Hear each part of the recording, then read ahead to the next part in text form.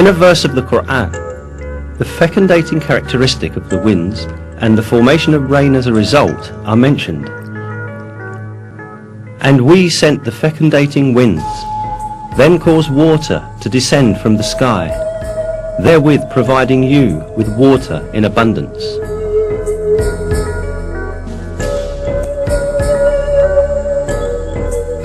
In this verse, it is pointed out that the first stage in the formation of rain is wind.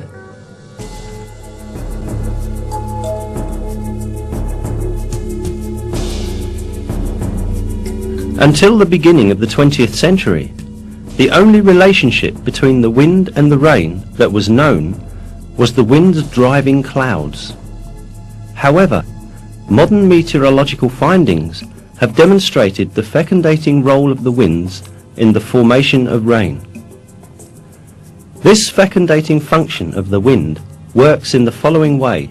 On the surface of oceans and seas, countless air bubbles form because of the foaming action. The moment these bubbles burst, thousands of tiny particles with a diameter 1/100th of a millimeter are thrown into the air. These particles, known as aerosols, mix with dust carried from land by winds and are carried to upper layers of the atmosphere. These particles, carried to higher altitudes by winds, come in contact with water vapor up there.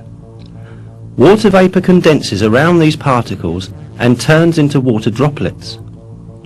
These water droplets first come together and form clouds, and then fall on the earth in the form of rain.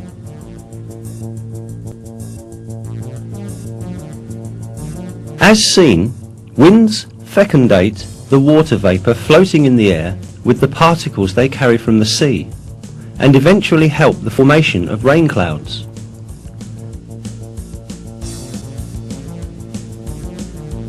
If winds did not possess this property, water droplets in the higher atmosphere would never form, and there would be no such thing as rain.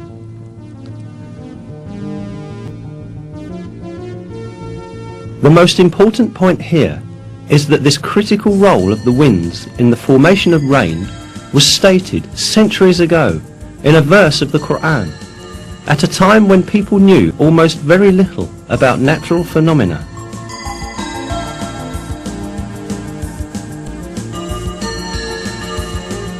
Another fact given in the Quran about rain is that it is sent down on earth in due measure.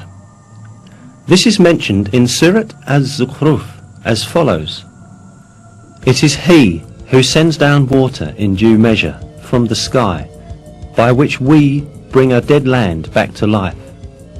That is how you too will be raised from the dead." This measure in rain has again been discovered by modern research. It is estimated that in 1 second, approximately 16 million tons of water evaporate from the earth. This figure amounts to 513 trillion tons of water in 1 year. This number is equal to the amount of rain that falls on the earth in 1 year. This means that water continuously circulates in a balanced cycle according to a measure.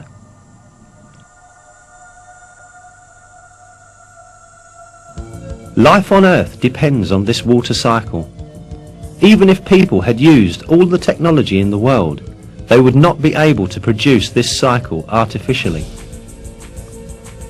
Even minor deviation in this amount would very soon give rise to a major ecological imbalance that would bring about the end of life on Earth.